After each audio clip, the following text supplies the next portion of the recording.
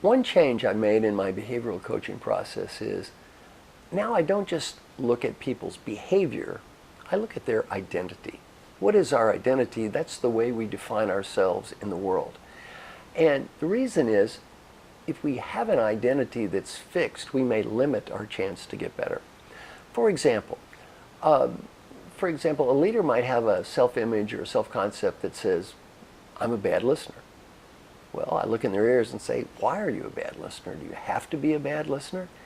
Well, they often then realize, no, they don't have to be a bad listener. They've kind of stereotyped themselves and put themselves in a certain box. And here's what's important. If you don't change your identity along with your behavior, you may feel like a hypocrite or a phony.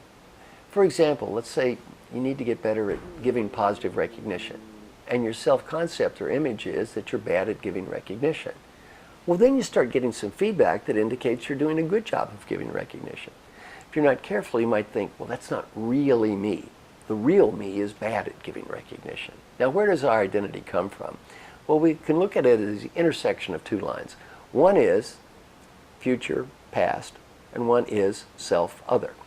First part of our identity is called our remembered identity. How do you know who you are? You remember events in your life. For example, your identity is bad tennis player. Well, how do you know that? You remember times you lost. Another part of our identity is our reflected identity. That's feedback or input other people give us about our past behavior. You think you're a bad listener. How do you know? Someone in the past told you you were a bad listener and you remembered it. The third one is our created identity. The third one is our programmed identity. That is other people giving us messages about ourselves, our programs for the future, and we're all impacted with programmed identities. I'll give you a funny example. My mother went to college a couple of years when a first grade school teacher, and Dad had a gas station.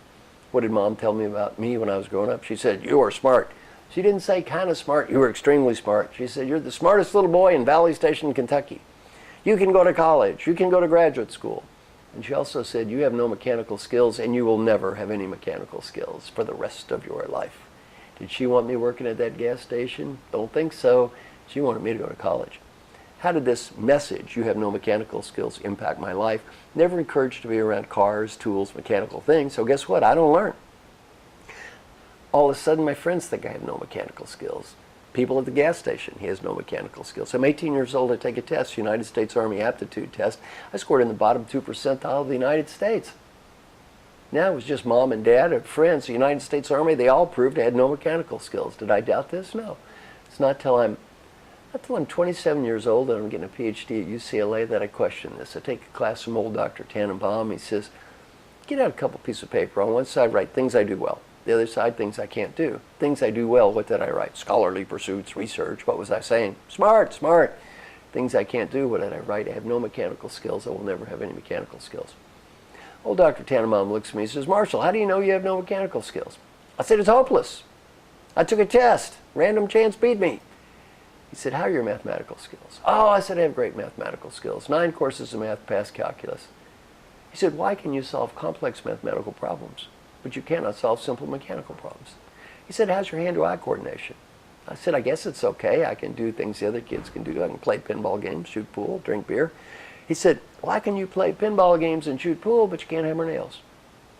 When I was 27, I finally realized I had no mechanical skills because I was told I had no mechanical skills. I bought into it, believed it, became part of my self-image, and I lived out through life. There's absolutely no genetic reason I had no mechanical skills. I just bought into a program. Simple as that seems, I work with clients all the time who have negatively stereotyped themselves.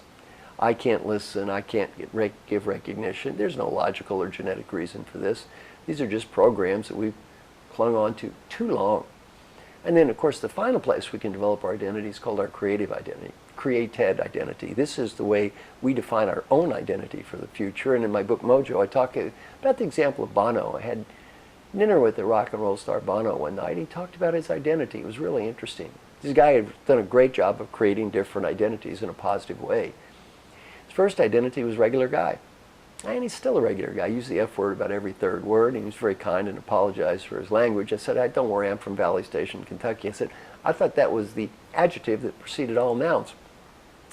Then after being a regular guy, he became a rock and roll fan, and he's still a rock and roll fan. Talked about music and loved groups and how they influenced his life. Then he became a musician, obviously still a musician, not just to make money though, just because he loves doing it.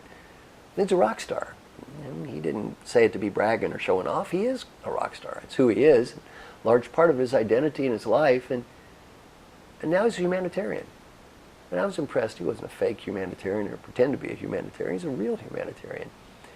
He's a guy that's going out there busting it to really make the world better. And he was given many opportunities to make little cute comments when I was around him and put down the president or other people. He didn't do that. He was always on mission. Well, he created an entire new identity for himself in a very positive way, and this is something that we can all do. So now when I work with my coaching clients, I try not only to help them change their behavior in a positive way, I try to help them change their identity in a positive way. And I challenge them and I say, what is your identity? Does it have to be what it is? And can you create a new identity that goes with this new behavior?